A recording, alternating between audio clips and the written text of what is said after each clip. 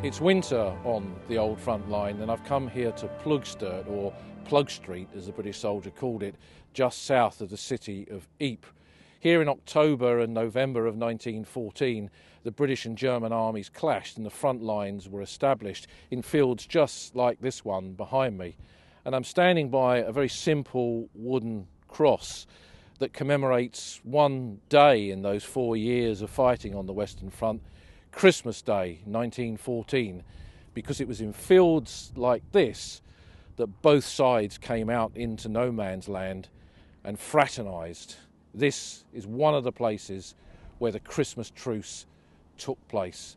That incredible day when fighting stopped, the soldiers emerged from their trenches cautiously, nervously, but came out onto the battlescape between their two front lines, in some cases to bury the dead, in some cases to stare at each other. Graham Williams of the London Rifle Brigade, who I interviewed, remembered a soldier of the German army coming up to him and saying, "Watch your cock." And he was a Cockney German who'd been a gentleman's barber in London before the Great War. And here was a man who a few weeks before had been cutting their hair, and now he was serving in the ranks of the German army opposite those London soldiers. It was an incredible moment, a day that these men never forgot, and a day for which in just a few hours in some cases there was peace in no man's land. Bullets and Billets by Bruce Bairnsfather is a book that I always bring with me when I come to Ploegsteert. Bairnsfather was an officer in the Royal Warwickshire Regiment. He'd fought in the Battle of Le Cateau and in the fighting around Plugstreet in October and November of 1914. Bernard Montgomery had been an officer in his battalion until he'd been wounded earlier on in the fighting.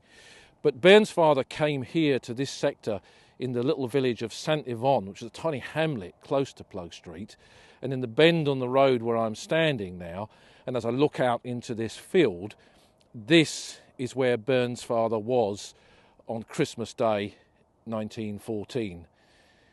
He was an officer, and when we look at the photographs that he published in this book, he barely looks like one, because when I open the book up, there he is, standing in this field with the cottages of St Yvonne behind him, close to a shell crater, wearing a goatskin jerkin and a balaclava helmet and a bit of rope for a belt and muddy trousers and muddy boots. And there he is, an officer, a regular officer in the British Army. It's incredible, really. But for him, this was an incredible moment. There he was in no man's land with the Germans. Bairnsfather was an illustrator, an artist, a cartoonist, and he created the Old Bill cartoons, which gave a kind of chuckle at the British regular soldier, but in a very positive and loving way, really. He had a great respect for the men that he served with. And for Bairnsfather, this was the conclusion of the war that he'd gone to fight in 1914, a war of movement, of advances, and now they were dug in trenches, in muddy fields like this. And on Christmas Day 1914, standing there in no man's land, incredibly, with the Germans, just in this field here.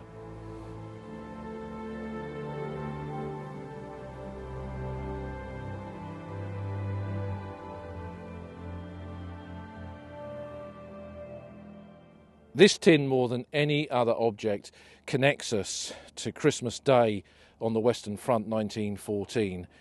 The Princess Mary's tin was given as a gift to every British and Empire serviceman on the front line in that Christmas of 1914. Although this one is empty, it contained cigarettes or tobacco or even chocolate. And this particular tin was owned by a soldier of the East Surrey Regiment that took part in the truce a little bit further to the south from where I'm standing now at Plugstreet. But this little brass tin could have been held by a British soldier in no man's land during that Christmas Day truce of 110 years ago in 1914. The power of objects like this.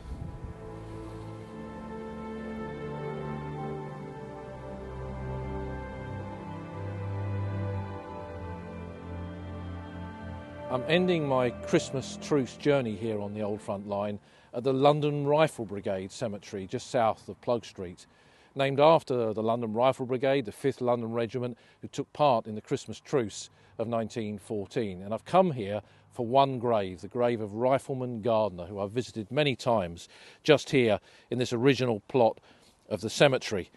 Gardner came across with the battalion in November 1914, took part in the Christmas Truce, was out there in no man's land on Christmas Day, only to be killed in the day-to-day activities of trench warfare in February of 1915.